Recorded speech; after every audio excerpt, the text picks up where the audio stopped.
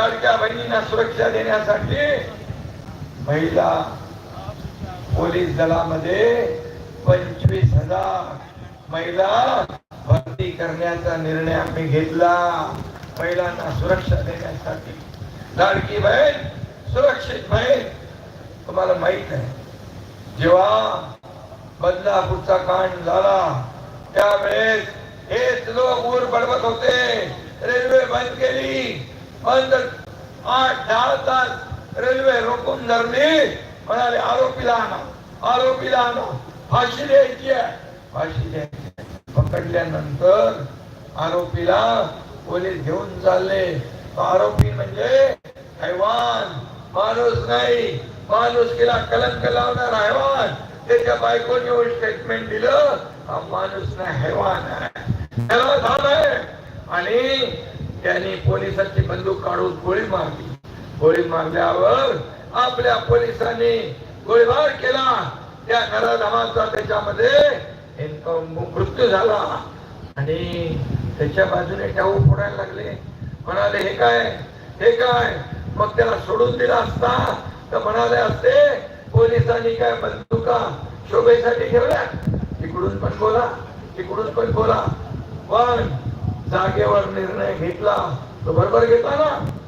बदलापूरचा निर्णय बरोबर आहे. अरे तुम्ही आमच्या लेकी बाळाला अत्याचार कराल आणि पोलिसांवर गोळीबार करा.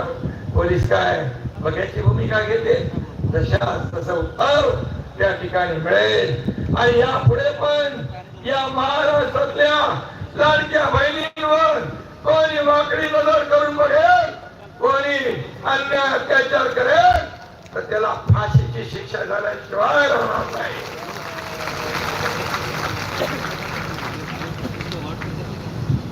रामदास भाई, आपण केलेलं काम माझ्या लक्षात आहे. तुम्ही मंत्री असताना कोयनेचं पाणी 67 TMC पाणी या कोकणामध्ये अडवलं पाहिजे. 3 जिल्हे सुजलाम सुफलाम म्हणून म्हणायचे आपण, आणि ते माझ्या लक्षात आहे. आणि त्यासाठी तुमचं एक स्वप्न होतं की वाहून जाणारं पावसाचं पाणी हे 67 TMC या कोकणाचं बॅकलॉग भरून काढू शकतं, या कोकणाला सुजलाम सुफलाम करू शकतं. इथं बागायती होऊ शकते, इथं लोकांच्या हाताला काम मिळेल.